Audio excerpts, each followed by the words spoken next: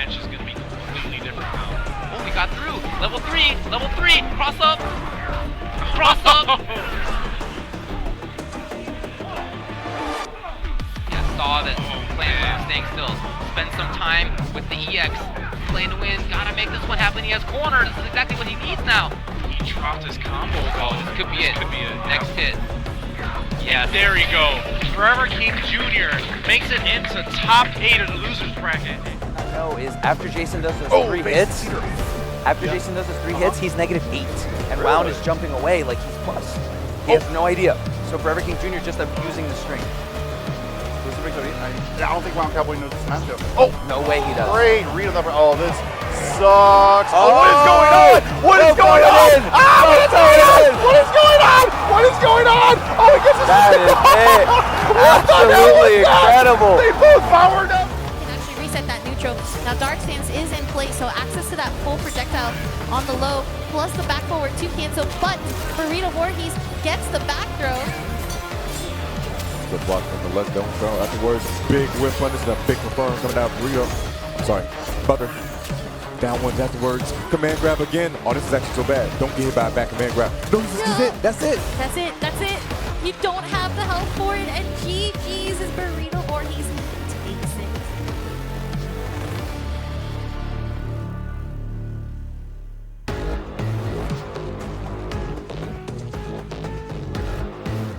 Hello, everybody, and welcome to another episode of the Poseidcast. With me today, I am joined by a legend in the NRS community, someone who's been around for a while throughout many of the past NRS games, recently getting top 8 at CEO 2024. He is, as I say, a legend, someone who I saw playing a lot when I first got into the community. Please help me in welcoming Burrito Voorhees to the Poseidcast. How you doing today, man? Hey, what's going on, man? Excited to be here.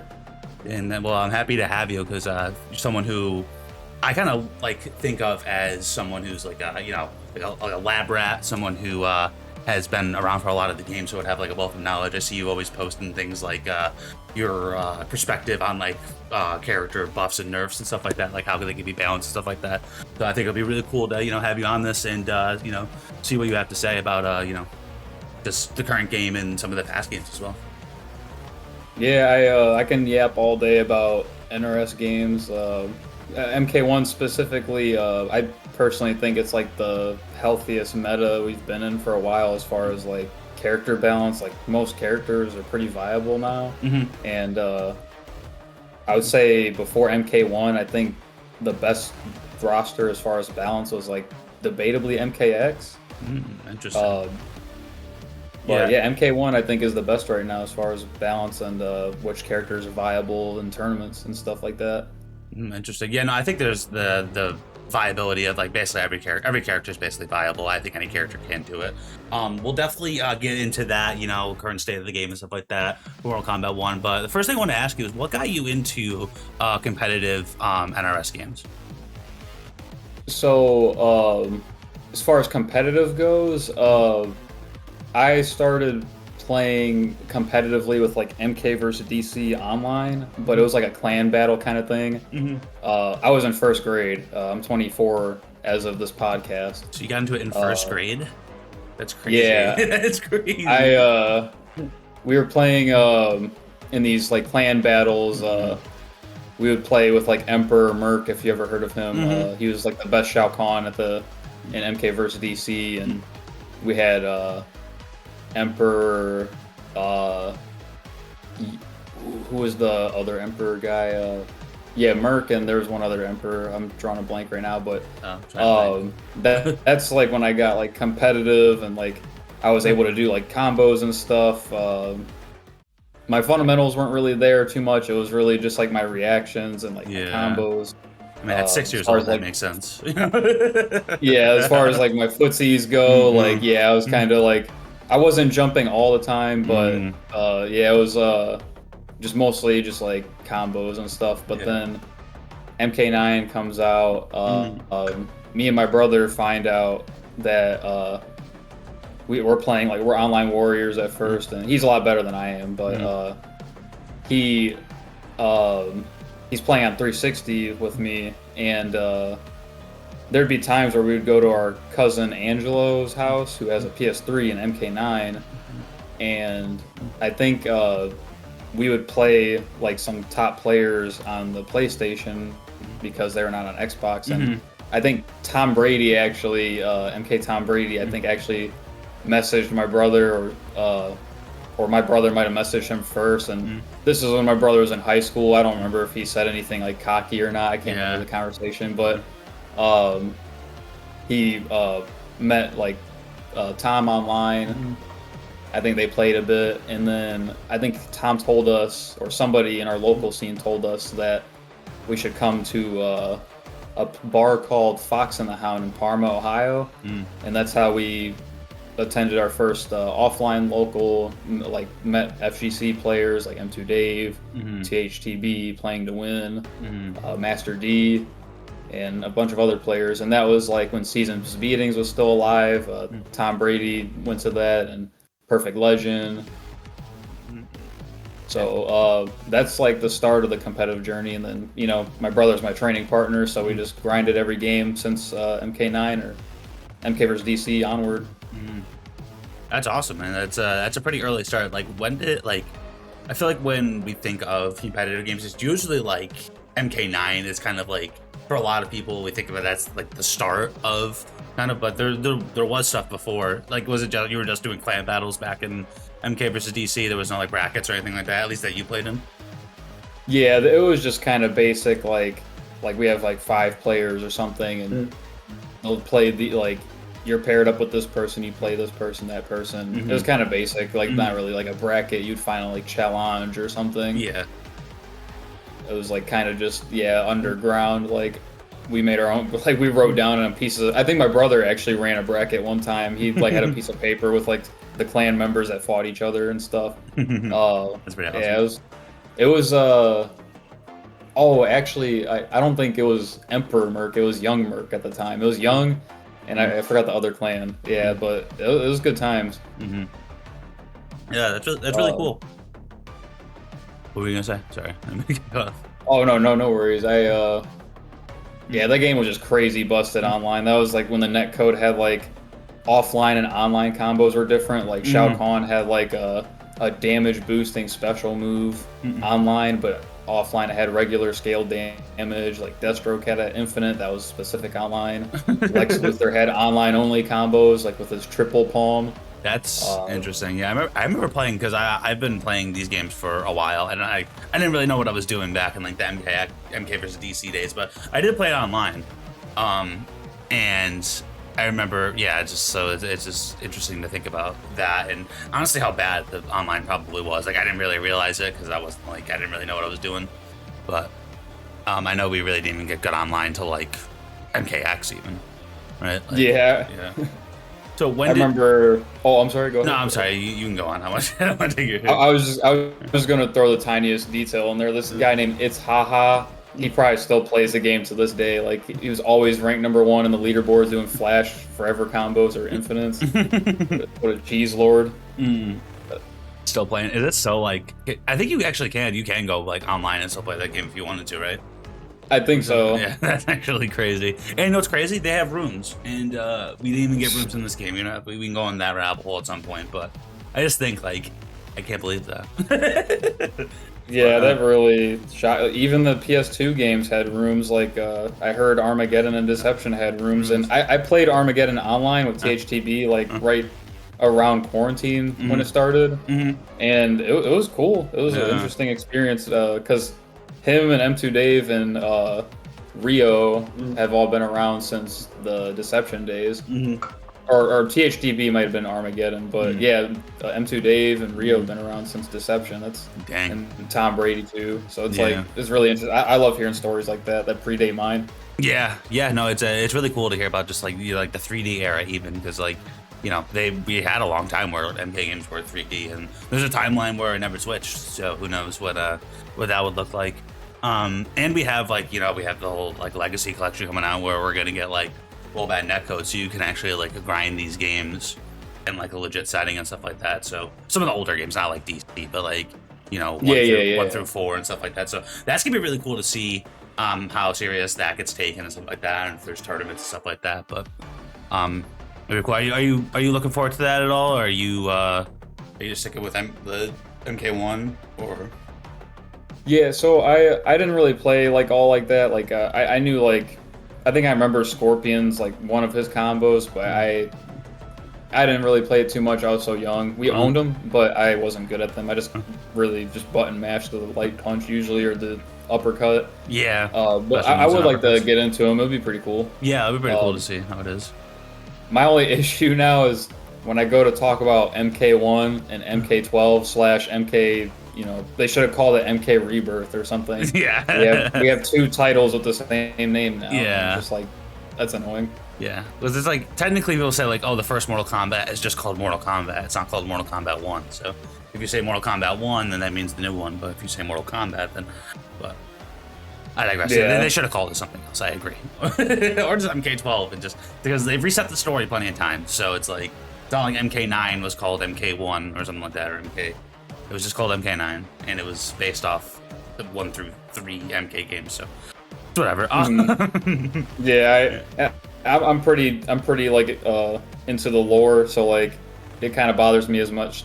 They're using the multiverse and resetting the timeline so much. It's like just stick to what worked, like, you know. Yeah.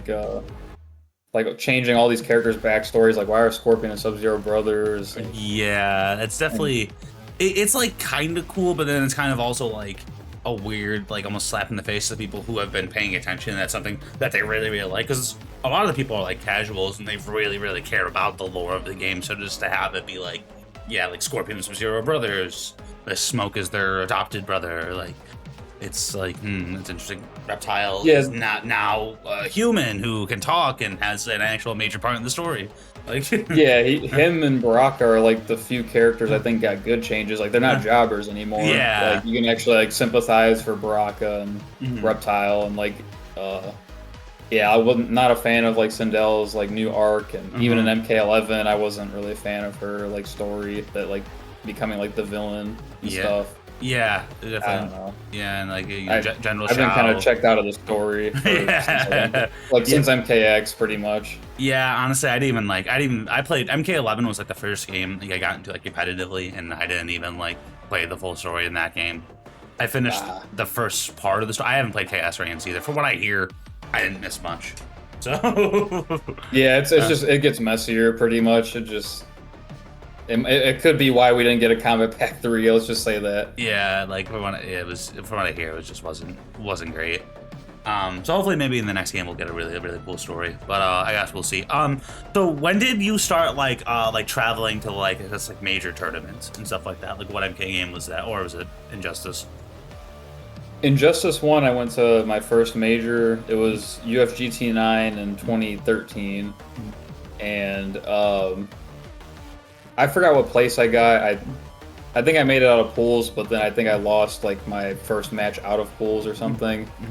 But yeah, it was a really fun experience. Like, when I saw, especially in that game, like there's just so many different archetypes and stuff. So like as a kid, I'm just like, man, like this game just came out and people are doing stuff like this already. So like, I was like, after the tournament was done, I was playing nothing but casuals with people, like seeing what they're doing with their characters and stuff. And then I remember I wanted to learn Black Adam after seeing like how good he was and how many people were using him. And I was playing with Awesemo. He's from like California. Haven't seen him in a while, but yeah, I remember he was teaching me like Black Adam and stuff. And yeah, as a kid, it was super cool. And my brother was there too. My dad was traveling with us at that time. Oh, that's awesome. My brother traveled like in MK9 and stuff, but he was older, so that's why he traveled earlier than I did. Yeah. I was still pretty young, so like my dad, since he was, he felt like it was fine to take me like to a tournament now. When Injustice came out, yeah, it was fun. I was using Bane. Well, awesome. That's really cool. That means you basically have been competing, at least at like major level, for 12 years. At this point, which is pretty insane. That's a long time. Yeah, it's like half my life, literally. Yeah, that's a lot of, because like I say like just to be good. I mean, obviously anyone can compete. Like you can pull someone off the street and they can enter a tournament. They wouldn't do well, but it's not like you need like any sort of requirement. But to be able to actually like compete well, you do have to put a lot of time into it. So I guess this has definitely been like a major part of your life for I guess half your life, not longer. Yeah, probably like if I'm getting technical, probably like if you count MK versus DC, then yeah, that's like I said, I'm 24 now and first grade, so yeah, it's like over 12 years. Yeah, it's like 3/4 of your life right there. Just yeah, that's super cool. So what was you say like the scene was like back then compared to what it is like now? Like is there like major differences? You're like, oh, I noticed this or that, or is it like, because from what it sounds like you said there was a local, there was you went to MK9 tournaments that were like locals, and I don't like some places do have it, but nowadays it's like unless you're in a major part like New York City or like the Southern California area. Yeah, you don't really have a local. Yeah, so there's many things that play into it, like esports and like online obviously getting better over time, like online's evolving. The locals, our local is called Console Combat, or COCO for short.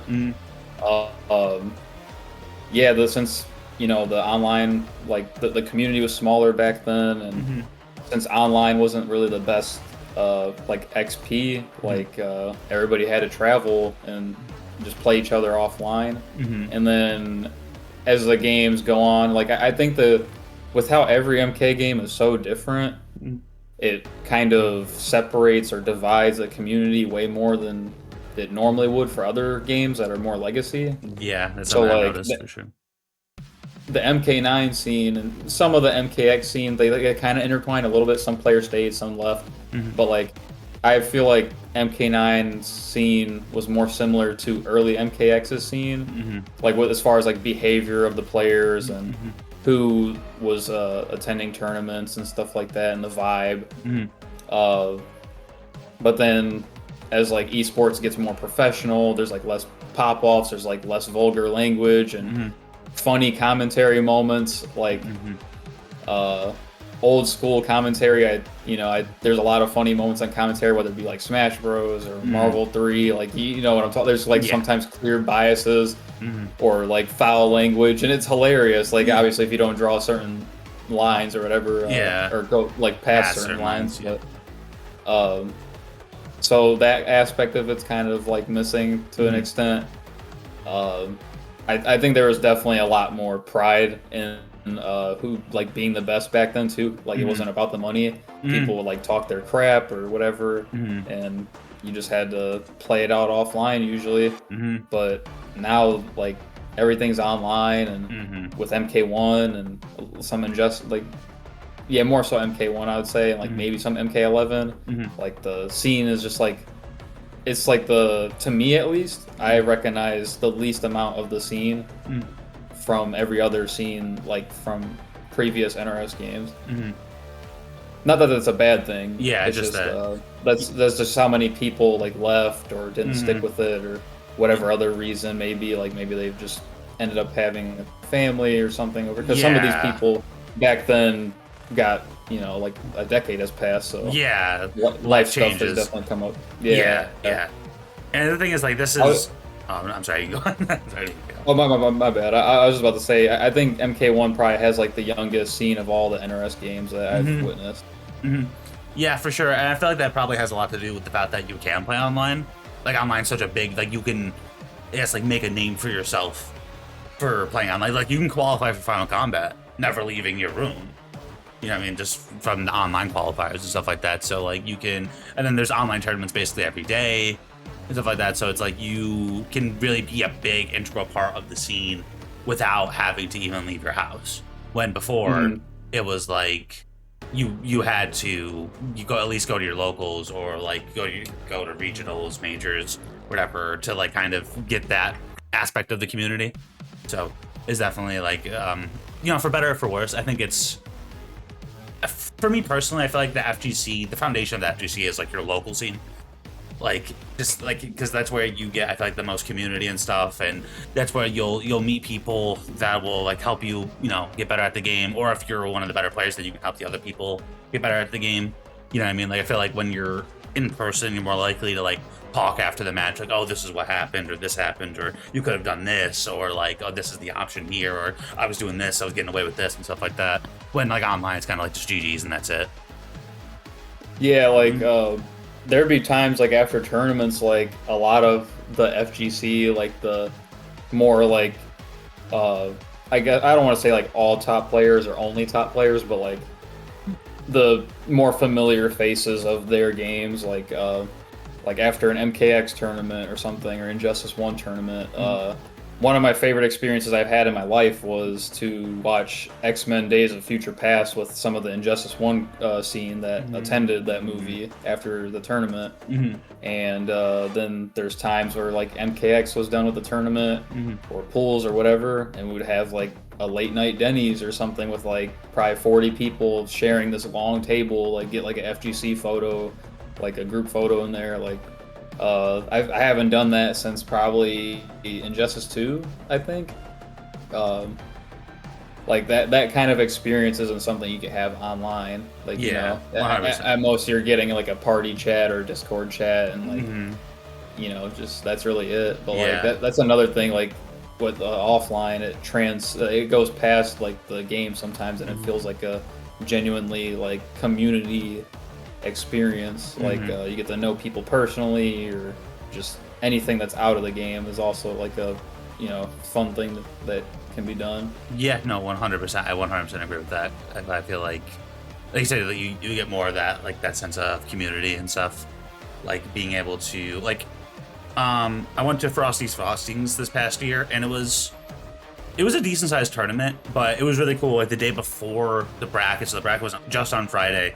Thursday there was like a Invaders versus like Midwest like crew battle.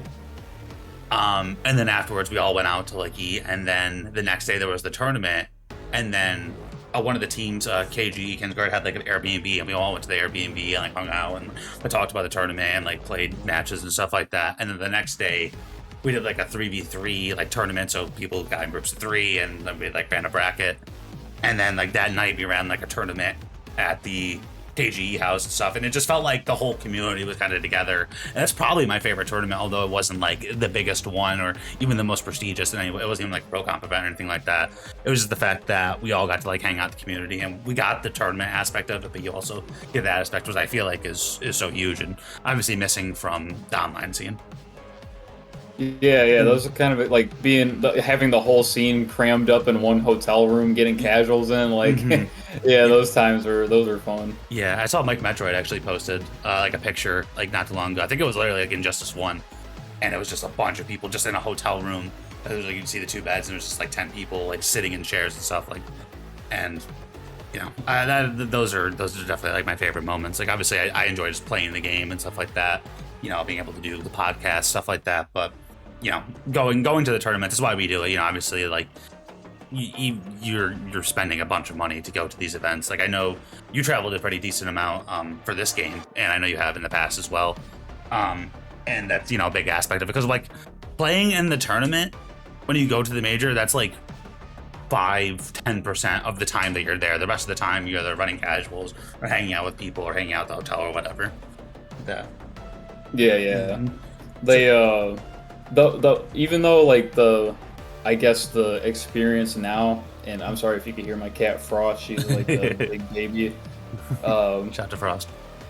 Yeah, she was named after Frost in MK11. Nice. The iteration of the old school Frost and Deadly Alliance. Yeah. But the one upside to the online being so good, like obviously like I listed some of the downsides of like the current gaming experience, but I do think playing online does help you eventually move up to going to offlines. Like it helps you prepare like what you're going to get into, and it's just like instead of going to a tournament blind, like in person, like not like you show up to your pool and you're like not really sure what to expect because you've never been to a tournament. You've really only played ranked matches. Yeah. You know, like you never really knew anybody to play online with, but it's a lot easier to like meet people. Social media has grown a lot. Yep. You don't have to go on these like underground forums anymore to find people. Like Test you can your might. easily Test your find might. things. Yeah, shout out to Test Your Might. Yeah, no, it definitely is made access a lot better. I'm not sure how it particularly was in like the NRS scene, but I know I the first game I really competed in was Super Smash Bros. Melee, and you know, during the pandemic, someone actually created like a rollback netcode for the game, so it allowed you could actually like grind online, and you didn't need to like just either solo practice or go to your local or find someone in your area to play against. But like before that, like if you weren't from like New York City, Florida, Texas, or like Southern or Northern California, like it was just hard to keep up with those people because they had so many people to play against. They had like a big local scene, even like bigger like major tournaments in the area. You had so many people to play against compared to like if you were in the middle of Wyoming, you know what I mean? It's like who are you gonna play against? So like you were at a significant disadvantage. With nowadays, if you're in the middle of Wyoming, you can just play online and you can get really high quality matches. You can find people online who are really good and play against them, or just grind a ton of ranked or whatever. So the opportunities are definitely more there to improve it. Like it comes with pros and cons. I'm not gonna necessarily say it's easier now to be good than it was back then, because then it's like lesser player pools and stuff like that, and like you can gatekeep knowledge a lot more back in the day. So it's like it is definitely a different time, because nowadays I feel like everything's out there like immediately. Yeah, I agree. Like, I think getting the introduction to whatever game you're playing is a lot easier, like, because you're not being gatekept from whatever information and whatnot. Like, you can do your own research kind of now, like, pretty easily, and, like, kind of have an idea what you're getting into and somewhat. And I do follow, like, the Smash scene, kind of, like, it's pretty cool to see, like, DKs are taking off, like, now, like, Junebug. Yeah, there's, like, 4, like, top 50. There's one from my region who's just insane. So like it's just cool to see like the meta still evolving in a game that hasn't been updated. Yeah, Smash Bros. Like Melee specifically is like a game I look up to and I give massive props to as far as their dedication to like the grassroots of their events, and I really hate that they have to deal with Nintendo sometimes. Like I think the Big House got ceased and desisted. Yeah, online stuff like that. Like, there's been a lot of things. We had like two circuits that basically got ended basically because of Nintendo. But I think in a way that's really, really harbored the grassroots community.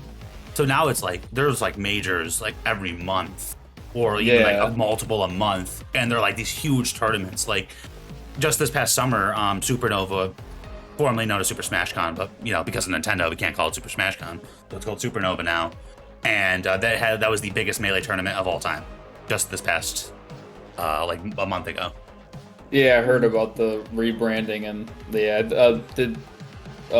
did Cody Schwab win that, or Zane won that? Zane won that. Yeah, it was one of those two. They've been back and forth like a lot. Not to like segue too much into Smash, but I really do look up to their scene and their dedication, and like their history is really interesting. Like I can't believe they were competing since like 2003. Yeah, like having tournaments since it's insane. It's so cool to see, and like you see like the newer age, older age, or some people who are still kind of like who have been good for super long, who are still kind of like gatekeeping, and then you see people kind of rise up and stuff like that. It's just such a fun game, man. I've been competing in it, and I still we have like you said I'm from upstate New York, and we have a local scene on Monday nights every Monday, and we get like 15-20 people, and that's like a regional for MK at this point. Like, you know what I mean? Like I'll drive 6 hours for a 20-man bracket for MK, but like here I drive 10 minutes down the street and there's a 20-man local. So it's super cool for a game that's that old.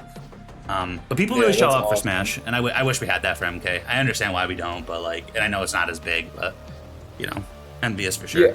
Yeah. I do think like part of that could be solved if we, like, I don't know if you want to talk like too much about like what you want to see from NRS in the future. Like people are talking about Injustice 3 and like potentially an entirely new game, like a horror character game. I don't know. But, with all like the dividing of communities with every MK game, like I feel like that's a huge reason why we don't have the numbers that other games do. Like I know Street Fighter kind of changes a little bit more in between games than like Tekken does. Tekken, I would probably say of the big three. Yeah, like of the big three, I feel like Tekken probably is the most legacy.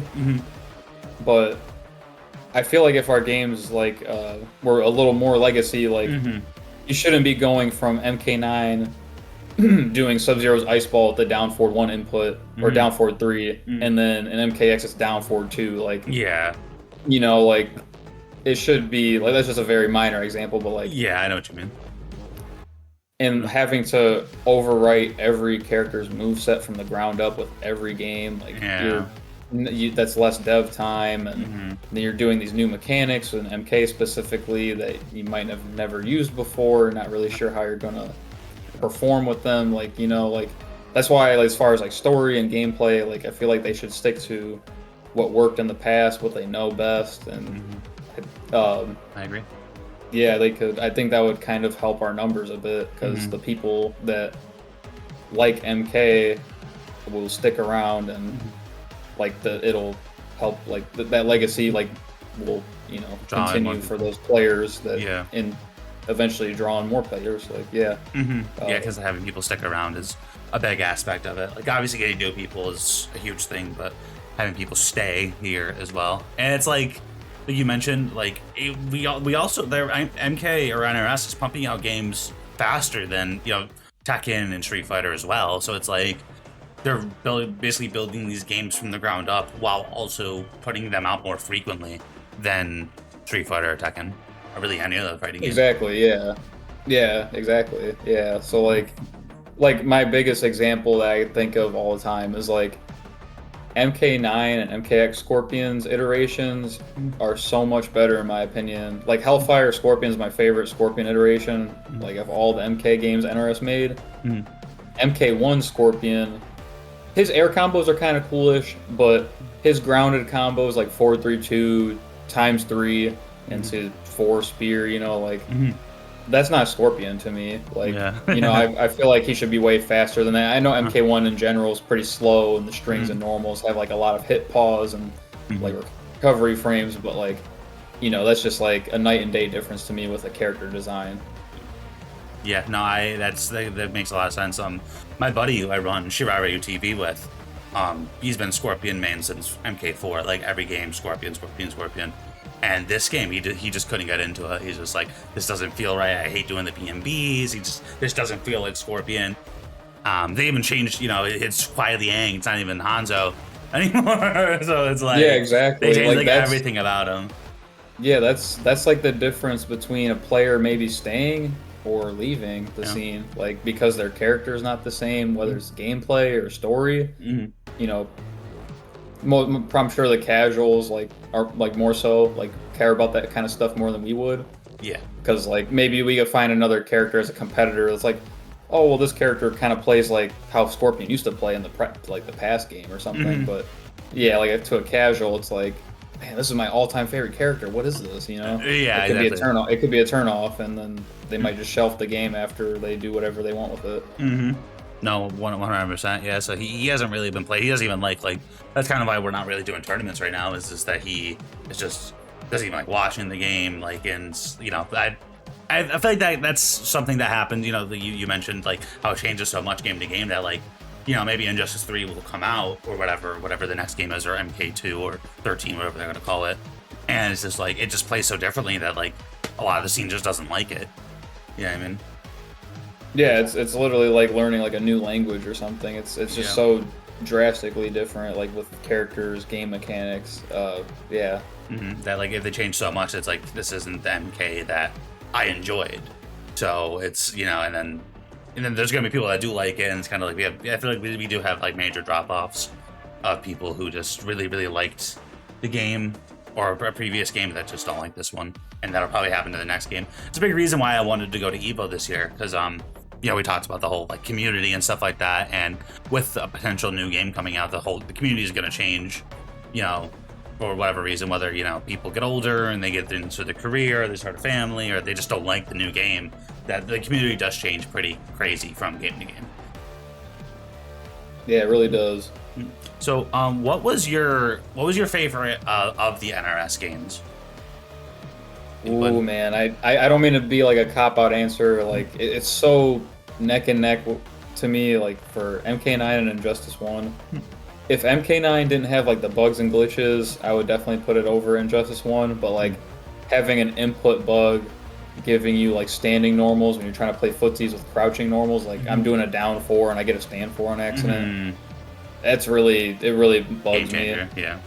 And I mean, I used to deal with it then, but with every new NRS game, my inputs get worse as I go backwards in the games because they made the inputs less lenient in MK. Like in MK1, they're like the strictest. Like if you put like short inputs, like I do,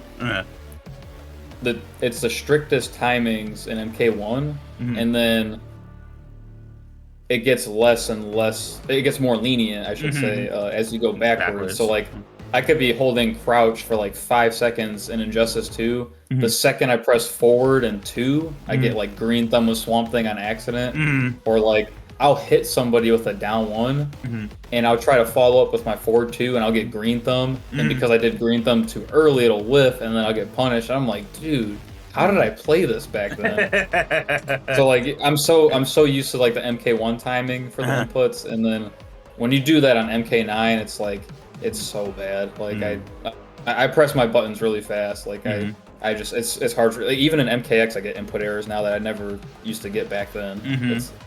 It's honestly it's insane. Yeah. I mean, I heard people complain about the input timing in MK1. Like I get a lot of input errors, and you know that's just it's hard to tell when it's like human error and when it's like, is this just a bad mechanic or was this built bad? Yeah, it's like the release check window or input timing, like input shortcut window timing is like just way too lenient at times, and it seems more lenient like with down back and down forward inputs. Back forwards don't seem as bad for some reason. But to answer your question though, God, MK9 and Injustice 1, it's between those two. There's days where I'm like, I think I like Injustice 1 more. I think as of this podcast, I think I got to go with Injustice 1. But it's literally, it would be MK9 if it wasn't for those bugs and glitches. Like when I'm trying to just play the game, you know. I know we're all. And the block stun in that game is so atrocious. Like most things are neutral on block in that game, but like I swear I'm like poking at times, trying to interrupt like block pressure, but nothing comes out because you're literally stuck in block stun for way longer than we're used to. But MKX pre-hotfix was like a top 2 game for me, but then the post-hotfix like kind of ruined the game for me. But that's like a honorable mention for me. Those are my top 3 like games if we're counting like pre-hotfix MKX. Interesting. Yeah, I heard from what I hear, like they like just kind of left MKX and like I mean it's still like people will say like, oh, MKX is the best game. And, you know, there's still active communities to this day. I mean, we just had it at Combo Breaker and stuff. So, but from what I hear, it was like, it was kind of left in a bad state compared to what it was when they were still actively patching the game and stuff. So, that is a bit of a shame. Yeah, they were very different games from the hotfix and before the hotfix. Like, the vision, like, you can see the vision they were going for with the hotfix, and it was, I think it was the right way to go about it, but they just missed some characters. Like they didn't adjust some characters like they should have, like they did with other characters. Like some characters were able to still armor launch you. Like Katana has the best armor launcher in that game because she can do hers on block, which most characters can't. And when she does hers on block, it just leads to a block string. Whereas a character like Goro, or actually a better example, Predator, he can't even meter burn his on block to make it safer plus like Goro and Katana can. So he can only spend the extra bar if it lands to launch, which is a 2-bar sequence. But then you got characters with like Tremor who have a flash parry. Katana's armor is really good. Shinnok's armor is really good for the same reason. So they missed a few characters, and like they have the best armor launchers, and that game still has a balanced roster. But that like kind of. Yeah, I think that kind of the balance could have been like just a little better as far as like those shouldn't have been like missed armored like changes in my opinion. Like it wasn't as universal as it should have been. Yeah. Yeah. Okay. Yeah, that's fair. That's fair. I didn't really get into. I didn't really like. I've watched MKX and stuff. Like I always play. I played like all the NRS games, but I didn't really get into like the competitive aspect where I really knew what I was doing until MK11. So, stuff like that is kind of like, you know, over my head. So I'll definitely take your word for it. You said Injustice 1 was your favorite NRS game. Do you want to go a little bit into that, like what made it like you know, your favorite game, and do you think there's aspects of that can be captured in future NRS games that could potentially make them, you know, I guess more fun to play? Yeah, so like as much of a broken mess Injustice 1 is, like there's literally like party game aspects in it. Like you throw a TV and it's unblockable, and it OTGs if you have like a hard enough knockdown. So like it does get silly at times, but you know, you're playing. If you're a fan of DC, it's already cool. Like you're playing as a lot of these characters in DC. Like it's cool to be able to play as them and stuff. Yep. The movement in that game, like dash wise, like the dashes are very fast. So the game is like mostly pretty fast paced. There's so many different archetypes, and the character choices in that game were so good. Like there was only like maybe 2 or 3 characters I just like didn't like, but very solid roster like choices as far as characters. Lots of fun play styles. There obviously there's like some issues with like hurt boxes and hit boxes. Like there's like some whiffing issues in that game, but like it was their first Injustice, and I think it was like a very good like introduction to a new NRS title that wasn't Mortal Kombat. And I guess like what I would hope to see in Injustice 3, if that is what we're gonna get, or sometime down in the future we'll get, I think the perfect Injustice game would be Injustice 1 dash speeds with Injustice 2 walk speeds, because Injustice 2 like was way too slowed down in my opinion, and it was way less fun to watch than Injustice 1 was. And was it dynamic? Yeah, the obviously they addressed the interactables like from 1 to 2 and fairly, but then there was some new broken interactables with Injustice 2, like the dive kick interactables, like being a like get out of jail free card. It was super annoying. But yeah, the clashes are cool. I like the clashes. Mechanic compared to like Breakaway or something like that. Yeah, like I hope like Air Escape doesn't come back from Injustice 2. It's like it's like Breakaway-esque to me. And yeah, you can punish characters as the defender at times if you do the Air Escape those, right.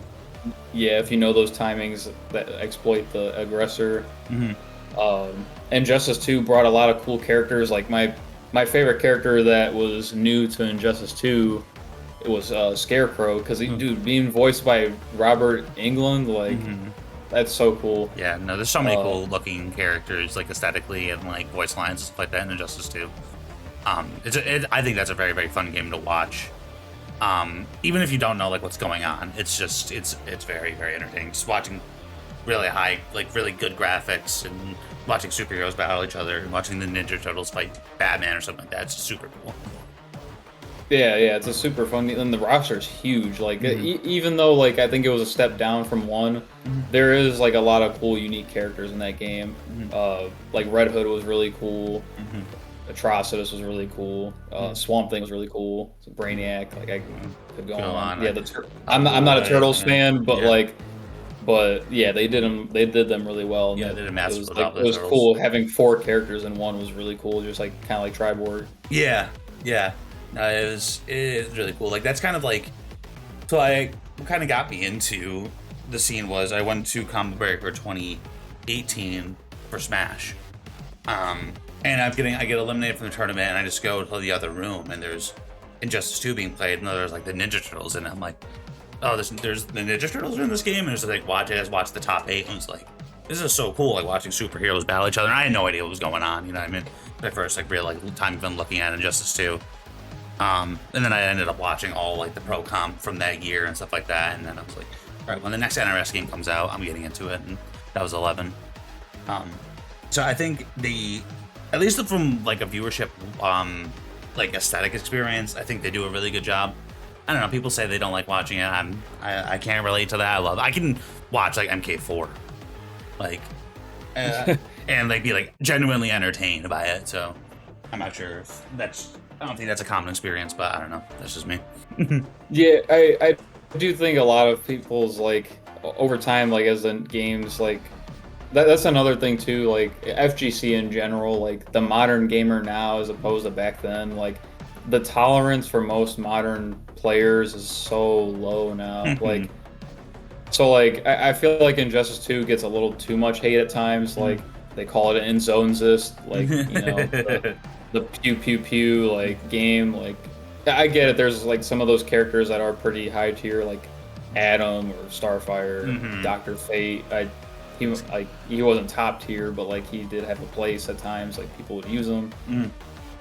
But they just kind of throw I don't mind those play styles. Like it takes me a lot for me to like say like something should get nerfed, like, or like make me like genuinely like annoyed like mid set. Like I did like as a kid growing up, like before I grew up like to the age I'm at now. Like I did get annoyed with stuff like zoning, like M2 Dave. Like if M2 Dave wasn't in my life like as soon as he was, I probably would have gotten like humbled to zoning way later than I actually would have. Yeah. Like, so I think that's a huge part of why, like, just starting with the crazy nonsense games and then all the way up to MK1. I think that's kind of why I have like the tolerance of things being broken that I do, and like the will to want to play MK9 and Injustice 1. Yeah.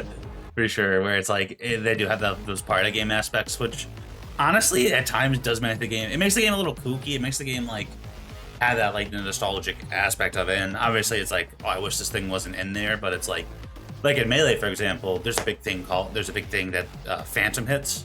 Yeah, where you'll hit no them. hit reaction. Yeah, there's no hit reaction at all, and it's just kind of like it's like even if we could patch out of the game, I don't think we would. Like, I don't. Didn't that happen to like one of the best Luigi players, and he ended up getting a win because of it, or did he lose because of it? No, he I won forgot. because of it. So that wasn't the abate. Yeah, abate. Yeah. So I can tell you exactly what happens. So this is a weird thing where if you down smash a shield, as Luigi, the next time you get a hit reaction, you'll take no vertical knockback. Or horizontal, so you're like up and down, you take like none knockback. It's called the invisible ceiling. So he did that, and then he got hit off stage, and then he went to stomp him off stage, which would spike him into the blast zone, and he just took no knockback. So he takes no knockback, and the guy just dies off the bottom, and he would have died from that too. He would have lost. That was game 5, and he ended up going on to make top 8 at the tournament, like the first Luigi to do it, like. So. Yeah, that's so funny. Yeah, like there's stuff like that in Injustice 1, like the trash can interactable that my brother's like tournament clip always gets highlighted to like once a year, like on Twitter. Like that trash can is active for so long, like it looks like it's done moving, but it still hits you. Like stuff like that is just like it definitely so makes the game kind of fun. It's kind of like, like you think of like Mario Kart, for example. It's just like when you're in the back of the pack, you get the best items, and it kind of like, that's kind of one of the things that makes, the game fun, is that you're never really truly out of it. So obviously, I said, like, from a competitive aspect and stuff, I'm sure we would love that stuff patched out of the game. If we get a remastered version of MK9, I'm sure, people would love that. I think that would crush. I don't know if we ever would, but like, I don't know. It's just, yeah, that would definitely be a huge debate, I think, with the community of whether they should like buff or nerf or not, I shouldn't say buff or nerf, but like address like the bugs that exist in the game, because like depending on how far you extend those addresses, like the meter drain glitch, that's like something that should not be in. I think everybody would agree that it should be taken away or fixed. and the input bug. Like I think those two bugs people would immediately like be fine with ruling out, like just get that out of the game, fix it. But then the other bugs that actually impact a character on whether they're good or not, like Johnny Cage, for example, his forward 3 is randomly +4 on block or something, or +9, I can't remember. +9, but that's crazy. Yeah, it's randomly plus, and it's hard to tell like when you're watching and not playing. Like, your character is just in more blocks done. So like, if you can have an eye for it at times, but when you're trying to mash out and take your turn back, because normally forward 3 is 0 on block, but when it can be randomly plus on block, and how fast-paced that game is, you're trying to poke out, and then you just get blown up. Now, if you took that away, that might drop Cage, like, however low that would drop him. Player 1 advantage exists too. I think a lot of people would agree to take that out. You can't, their trades don't exist in that game. It just automatically goes to player 1. Yeah, that's very so like, I mean, you competed in that game, so would you guys like rock paper scissors to see who gets port 1, or was it just whoever got there first got this?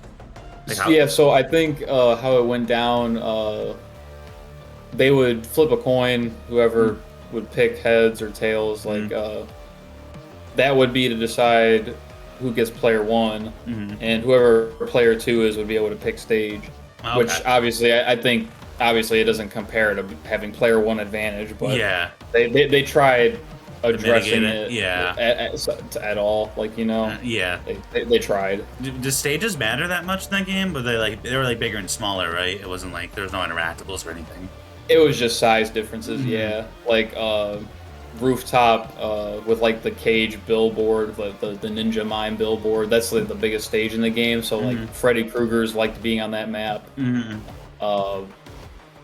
I forgot what the smallest stage was, but yeah, that's the biggest stage in the game is the rooftop, and a lot of people, if you're a zoner, like to be on that stage or run away. And if you're more of a rush down, you want to be at the smaller stage. That makes sense. Yeah.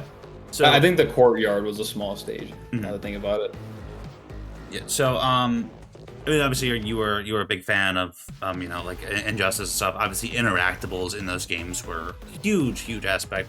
I kind of have always thrown this idea out there. No one's really bought into it or anything, but like, obviously the interactables in Injustice 1, MKX, and Injustice 2, and MK11 really did make a big difference, and can honestly at times change some matchups. How would you feel if there was like some sort of like there's some sort of like counter picking to like stages? At least in those games. I know now they don't really matter because there's no really interactables. Yeah, so like I feel like I'm kind of scared of interactables with what we got in the past games, because like MKX example, like the pit, it was a DLC stage. It wasn't always in the game. I think it was introduced when the online beta came out for MKXL, and Quan Chi players, because they have the worst wake-up game, like Quan Chi has the worst armored attack, they want to pick the pit because they want to dive kick on both sides of the stage. Usually there's only one dive kick per stage, but that one had two. You know, so for like tournament rules, it's supposed to be random select on the stage, but you have some scummy people that, like, especially in online tournaments, will pick the pit, and then there's heavy characters like Ferritor and Jason and Predator. They have worse, like, useless versions of like those dive kick interactables. They don't even use like a kick to come down with. It's like this really slow punch that is just horrible. Like, so it comes with like it depending on how you do it. It comes with like its imbalances. Like I would say MK11 did interactables best as far as like balance goes, but I think it should mostly be left out. Like, left out of any. And if they do add it in, like, just it's got to be something they do really carefully. Because like Imposter Shinnok 2 had guaranteed like 4% or 20% interactable grabs with the trance. Because that move, you could grab somebody that's in a hit stun state and they couldn't like jump out, duck. Like they had to either tech the throw or they just had to eat the throw, like in Ferretor's case, or if he had that interactable nearby. Yeah, that's very interesting.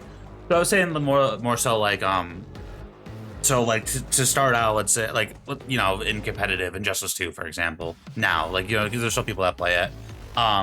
Like to start out, there would be like, I guess you'd probably have to have like anywhere between 5 and 7 like legal stages, and then you would strike based off that. So like, for example, in Smash, there's 5 starter stages, and they go like 1, 2, 1, and then the last stage left is that the one you start on, and then the other person would ban 2 stages, and then you get to choose between any of those. Do you think that would be like healthy, or do you think that it just random stage select for the games like MKX, Injustice 2, MK11? Is just the way to go? I see what you mean. Yeah, I would say ideally it would be nice to just be able to do random select, because like usually with like in my opinion, like I think random select would be cool, because in tournaments like there might be players that like, oh, how does this ban like system work? Like Brawlhalla has something similar like that. It would add a confusing aspect to it for sure.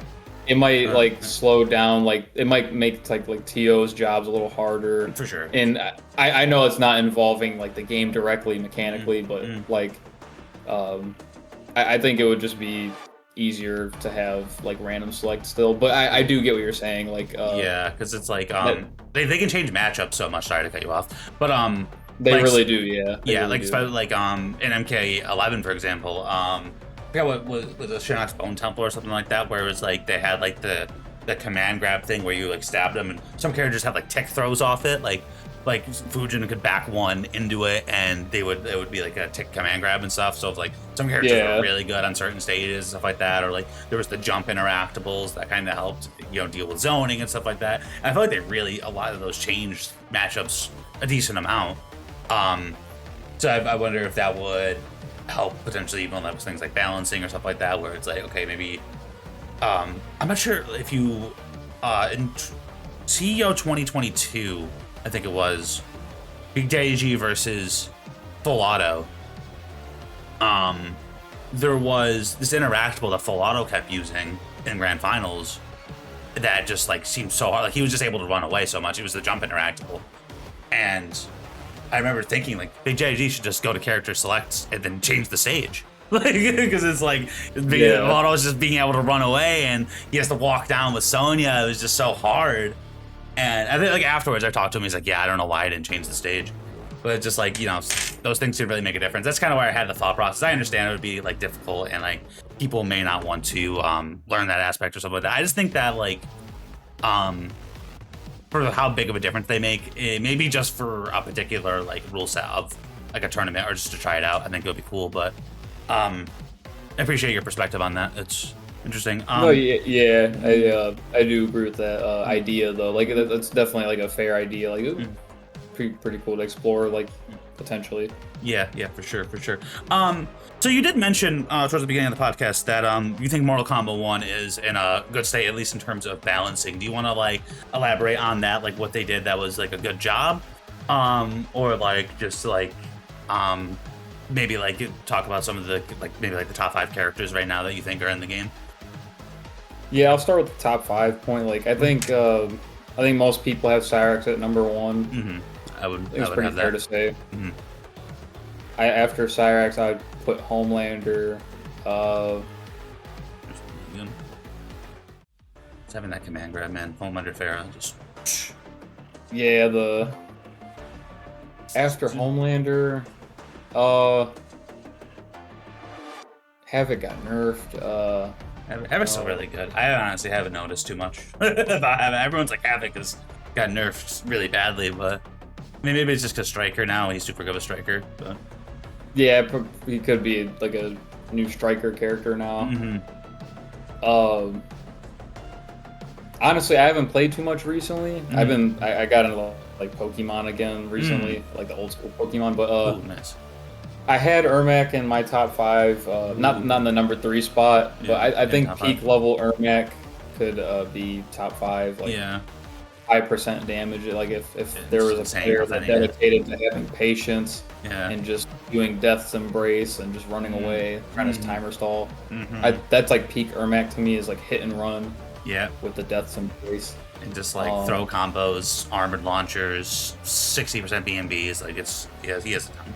Cancels. Yeah. Like So like, yeah, if you, that's my vision of peak level Ermac, and then the other two characters. you can say Garrus. It's fine, man. It's fine. I understand. You know. We have a safe space here. You know, it's fine. I'm not gonna. Oh man, that's funny. Dang, I'm drawing a blank on the last two characters. I don't know why. I might have to pull up the roster. Yeah, I mean, you mentioned Havoc, Sindel. Some people that have high Sector. Sector kind of got nerfed a little bit, but still. Really Yeah, good. Sector got the metered like nerf. Yeah, you can't just. projectile. Yeah. Like, I think of Reiko. I think is insane. oh yeah, Reiko he is another good pick. Just Yeah. command grab, take command grab into 40. Like, just, I don't know, man. That character was bad for like 2 seconds. Yeah. They got rid of the stars. Everyone's like, this character's terrible. And it's like, oh, okay, I see what they were doing. He hits so hard, man. It's crazy. This range is insane. This pressure is insane. I don't know. It's crazy. Who else is kind of up there? Sindel, I think, could be Sindel's potential good. top 5. Like, especially like after the other top tier nerfs, like Havoc got nerfed and stuff. Like, I think she could pretty back up in the top 5. Yeah. And then my 5th character. Oof, man. I'm trying to think of just characters that are considered really good. I mean, Shao is a really good character. Yeah, Shao is I still don't know if I would really say good. top 5. I almost want to say Johnny, but Johnny is really good. at the same time, I don't know. Yeah, it's just like I feel like the hard to blockable meta. Like if you don't have like something like that where it's just like you can just straight mix your opponent. I don't know, because Johnny doesn't really have that. He just has really good pressure. Like he just kind of just presses a bunch of buttons, and like you gotta kind of call out the stagger pressure, and you gotta trying to keep him out and stuff. Yeah, he's just Which I don't know how very strong that solid. is in this game. Like he does have poke into special ambush. Like he's very solid. It's just, but it is hard to sometimes take a life lead back with him, because like if you just have like pretty good defense, like you can just block for a long time. Yeah, and then he has to grab eventually. Yeah, honestly, I would go with that though. I think I Johnny. would go with that. Yeah, especially T1000 got nerfed too. Yeah, I would say so T1000. He's not in there either. Yeah, I was gonna say Honestly, 2000, but I was like, yeah, nerves. Yeah, they overkilled him. Like it was annoying, but pretty overkill in my opinion. I would go with those characters. I'll order them real quick. Cyrax, Homelander. Ermac, Sindel, and Johnny. Call me crazy. I'm gonna give it to Ermac. You're there, Mac? Okay, that's fair. And then Sindel, Johnny. Scorpion would be like an honorable mention, I think, potentially. And Melina's pretty honorable too, and Reiko. Yeah. I guess those would be like my next characters after the top 5. There's a lot of words I would say about Melina. I don't know if honorable would be one of those words. I feel you. Just low hat into 1-2. I don't know. Yeah, she's a little dishonest. Yeah. That's for 40. That ball roll, the homing ball roll attack, that like. That move's one of the best moves in the game. Yeah, it's like it homes like I remember I was playing earlier today. I was streaming and I played like a Melina in Combat League, and I do fatal, and they have like a little bit of health left, so I'm gonna dash. I do the reptile dash, and they do the homing attack, and I'm like on the other side of them, and like it comes down, and like it's just such a huge hitbox. I end up getting just clipped by it. And I'm like on the other side. It has like it's a crazy reverse hitbox. I'm like, dude, that move is like for an end game that's like the best move. It's a homing attack that launches. You can't get out of it. You can't up block it. Like if you try to anti-air like a regular jumping you think is coming, you just get balled. And then on block the air size don't come out, and then yeah, I'm pretty sure OS is on block, right? Yeah, they don't OS is on come block. out on block, and Yeah. then if it launches, it hits. Yeah, and it's safe on block. It's like, yeah, it's an insane move. The character's crazy. Ball roll is just like you can react to so many things. Like with his reptile, like I can throw out like stand 3 mostly, but against Melina, I do stand 3 cancel, ball roll, and just punishes it from like mid screen. I don't know. Honorable mention for sure for top tier. I would agree. Yeah, that would be my list though, probably at the currently. And then to answer most people's concerning question, probably with the Garrus placement, I'd put him at like 12. 12? He still has like some losing matchups despite the representation Gur has given the character, and Michael Seraphan coming up on those placements too. Especially specifically Evo. Yeah. Having 2 Garrus as an Evo is just like top 8. It's just like, I mean, those are 2 guys. I feel like there's no one who really like picked up Garrus. Like it was like, oh, he got all these buffs. It's like everyone who's good with Garrus has been playing Garrus basically since launch. There's like, I feel like he's kind of like a specialist character because of like, the clone setups and stuff like that. He requires a lot of time in practice mode. Yeah, he's honestly like one of my favorite characters, if not like my favorite character of all time, like NRS has ever made. Like the Sand clone is just so fun. And he like conceptually he's cool, like the aesthetics and in-game like of his moves, the temporal advantage is like the coolest launcher NRS has ever made. Like you pass on the hit advantage of the move that you last used, like that just has so much creativity in itself. Yeah, I remember because when MK11 first came out, Garrus was like my first main. I remember watching. You were like one of the most, I feel like, innovative people when it came to the temporal advantage combos, like maximizing the damage and stuff like that. So I remember watching you do those. I remember watching like it used to be. I know they got rid of it in MK11. Like you could charge the gauntlet, and then if you did temporal advantage, you wouldn't get rid of the charge, so you'd be able to like get higher damage combos with it and stuff. I thought that was cool. The bug. That bug was hilarious. The infinite warden variation. I loved infinite warden. I know the command grab was super good too. I love Garrus in 11. I think he's super cool in this game. I never really got into him though. Yeah, he's he like, I wish one move they would have kept with him though was I miss his forward 3, like the normal forward 3. The knee. But that knee is like, it was such a badass move. Yeah, it was. But he has a lot, honestly, there's a lot of moves I miss, but like specifically my favorite move was the stepping it back move that costed 2 bars for no reason on the custom slots. Yeah. That move was super awesome, man. Yeah. And like his throw animations are hilarious. Like he's as much MK11's my least favorite game, like by far, and I stopped playing that game after Frosty Faustings 2020. And then like the last time I played it was KIT 2022, just for fun, support NRS games or whatever. But as much as I love Garrus in that game, like I just could not stomach playing that game anymore. But he was one of the coolest designs in that game, in my opinion, along with like Fujin. Like Fujin probably being the best. Yeah, I mean, I thought I loved MK11. I know a lot of people don't, and that might have been the fact that it was like the first game I really got into. So it was the first game I explored. But I think they did so many characters well in that game, at least from like creativity and stuff like that, or uniqueness to like them like doing the character justice. Especially like the guest characters like Spawn was super cool. I thought like Joker was super cool. I just a lot of people don't share that sentiment though. So if the game wasn't like as watered down like as it was, like those designs I think could have been so much more enhanced if not held back by like the big damage or big damage and small chunks, like chunks being like the amount of hits you do. Yeah, like the crushing blows were definitely a choice.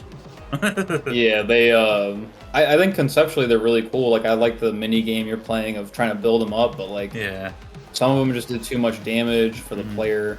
Some of them did like knockdowns that did 30%, like instead of like launching for minimal damage but having a combo afterwards, like and then some just had horrible requirements that you're never going to see a tournament play. conceptually, I think I would like to see them back, but they would have to be done like way better than they were in 11. Mm-hmm. That's fair. Yeah, I was about to say, like MK1's designs, like Noob's design, and MK1's like my favorite Noob design they've ever made. Mm-hmm. And I think like that idea stemmed from like MK11 kind of, because Noob, he really only had the shadow and like 2 strings and like a couple specials, but they like really embraced it with like 11 and especially in 1. Mm-hmm.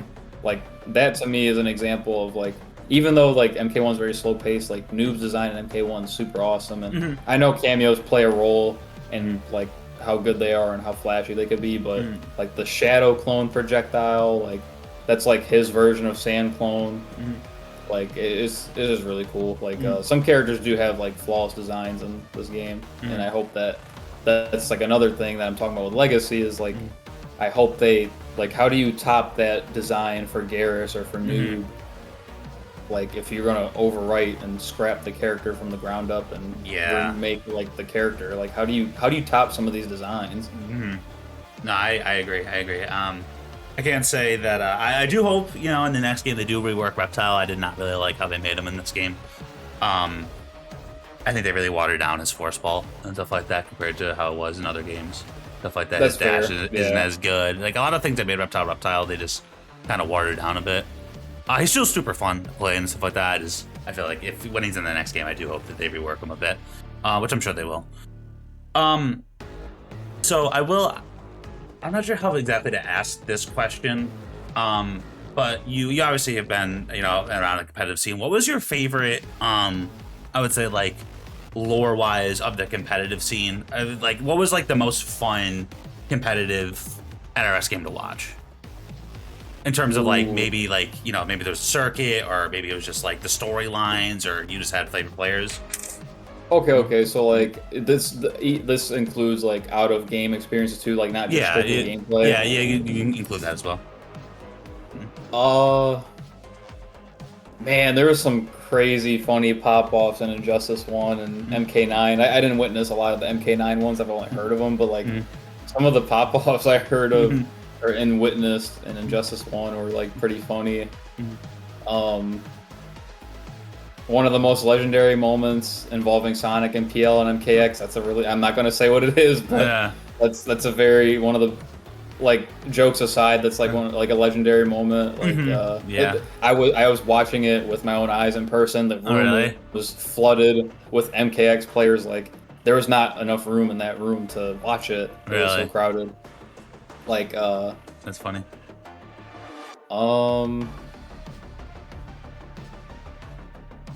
Even like it was like on a lesser scale, like crowd wise, but like Final Combat last year was really cool. Like the production, the like the level of play and stuff like that.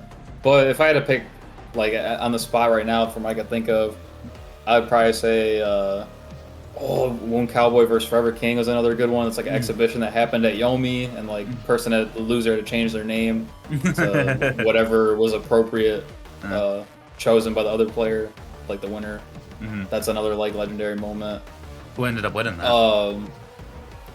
Wound Cowboy did. I think it was literally down to the wire. I think it was like 10-8 or 10-9. Oh, really? Or something. Yeah, my brother was known as Burger King for a year. Yeah, Yomi Burger King. Yeah, Burger King. That's hilarious. Not to be biased, but like a lot of people's sets, like their top MKX sets, like it gets brought up to me like sometimes, like my set versus Cowboy at CEO 2015, where I used Jason's armor, where he has like infinite hits of armor. Yeah. And that's what Imposter Shinnok steals from Jason. So I popped my armor. He uses his, and I don't know if he knew that's the move that he got from Jason, or if he actually like that was his like comeback to my armor. But we were both just hitting each other like with our most damaging options, and it was just like tanking each other's armor moves. Yeah, and then like we're just waiting to see who falls asleep first, and I fall asleep first because I did the move first. Yeah. But he was already committing to like a down 1, I think. So I get hit out of the sleep state with his down 1. And right after he lands his down 1, he falls asleep, and then I win the match with my down 1, I think, or something. I think I remember seeing that. I think it was very like watching it. It's like, what even happened? It was just like, what was even going on? And it was. It was during the red screen too. So Cowboy might have accidentally got that armored move because the red screen reverse, like it messes with your inputs.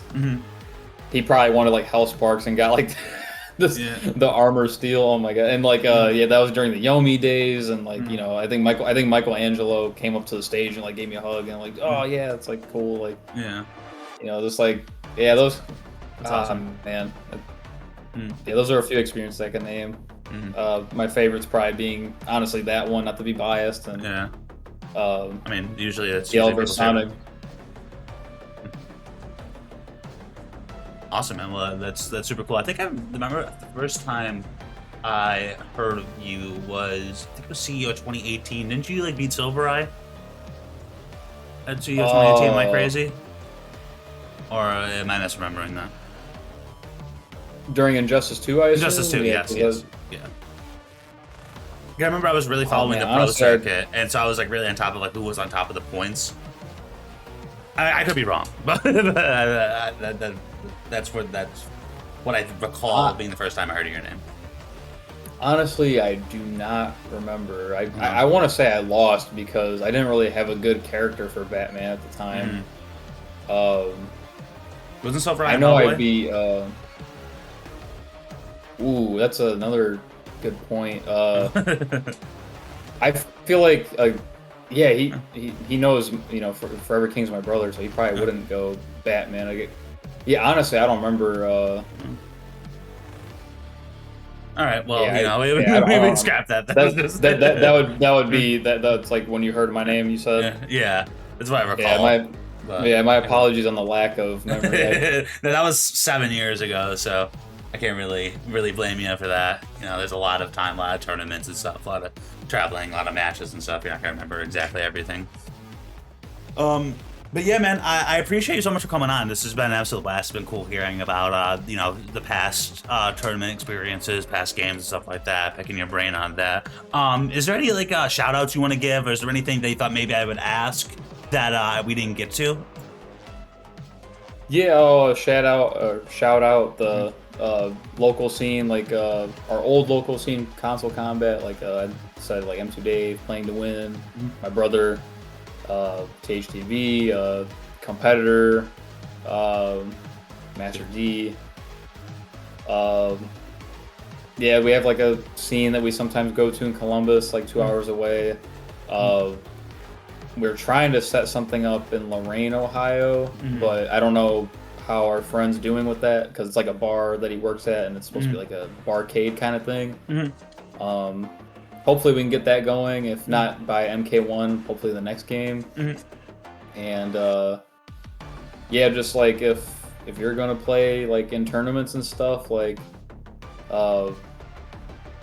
just make it like I know like traveling's expensive and stuff, but like some of the experiences like that are not replaceable or like you can have in the FGC and stuff like that. So like keep it as like a hobby, and like, you know, obviously, you know, if you want to be the best, like, you know, you're gonna have to grind and stuff and all that. But tournaments, the online experience is very convenient, but the offline experience is like way more fun.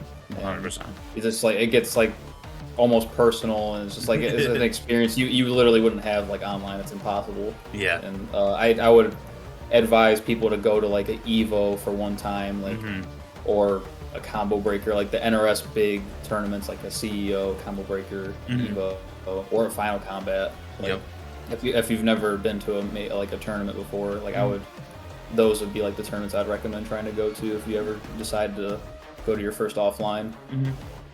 Yeah, no, 100%.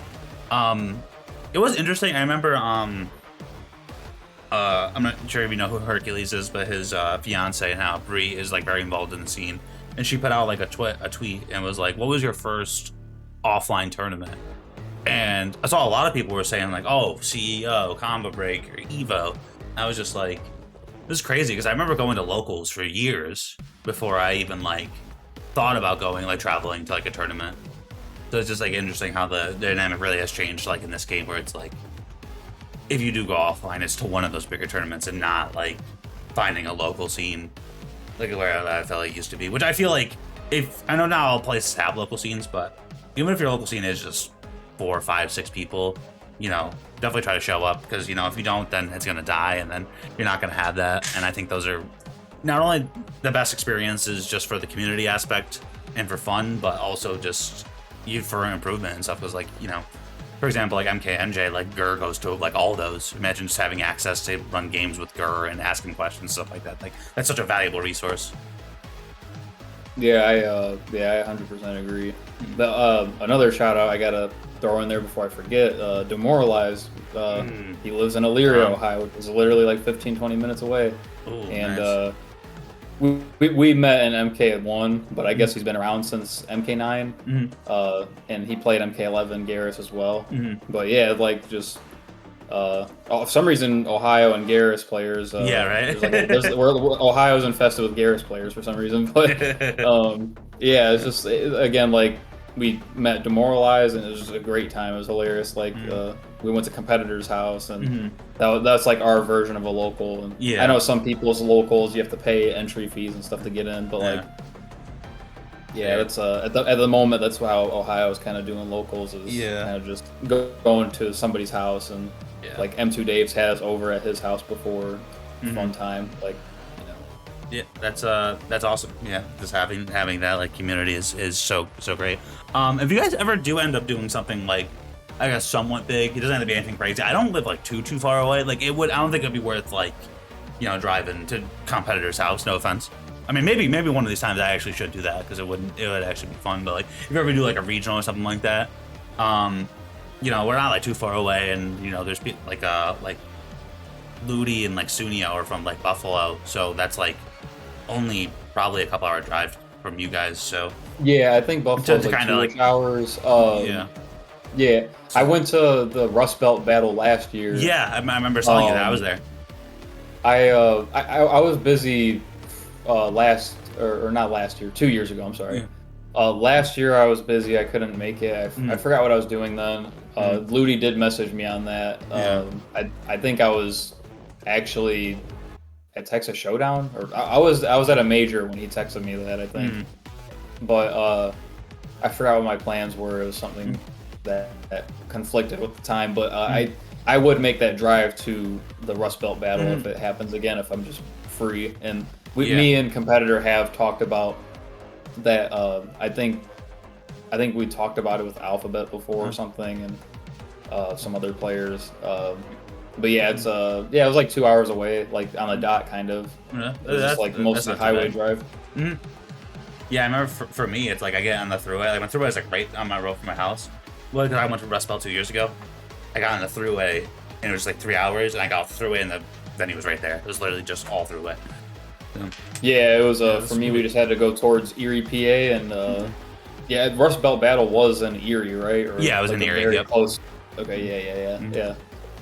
Yeah, it was a good time. So like, I would make that drive.